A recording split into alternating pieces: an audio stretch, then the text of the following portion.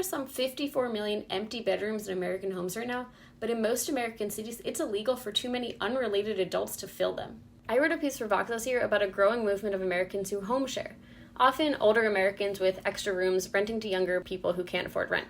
Roughly 21 million American households are now what census researchers call empty nesters, older residents living without children with at least 2 extra bedrooms. It gives older homeowners a little extra income and companionship, and younger renters get companionship and affordable housing. Except in most American cities, it's illegal. 9 of the 10 largest cities in Pennsylvania, for example, restrict the number of unrelated people who can live in a single home to 3 or 4.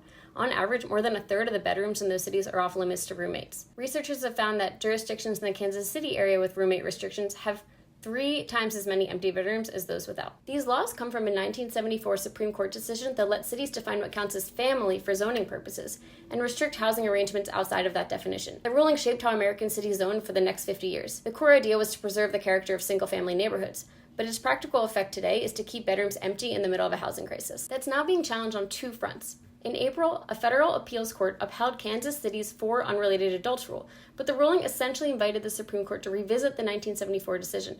Pacific Legal Foundation, which represents the plaintiffs, has said they're going to ask the Supreme Court to hear the case. Meanwhile, some states have started moving on their own. Colorado and Oregon, for example, have already banned occupancy limits based on family relationship. In Pennsylvania, a bipartisan bill just passed the state house that would do the same thing. It's not moving everywhere. In Connecticut, a similar bill passed the state Senate this year, but never got a vote in the House amid pushback from the Speaker, who reportedly had concerns about college students renting rooms in wealthy Hartford neighborhoods. Housing is expensive because supply hasn't kept up with demand, but part of the supply is already here. It's in the 54 million empty bedrooms where no one is legally allowed to move in.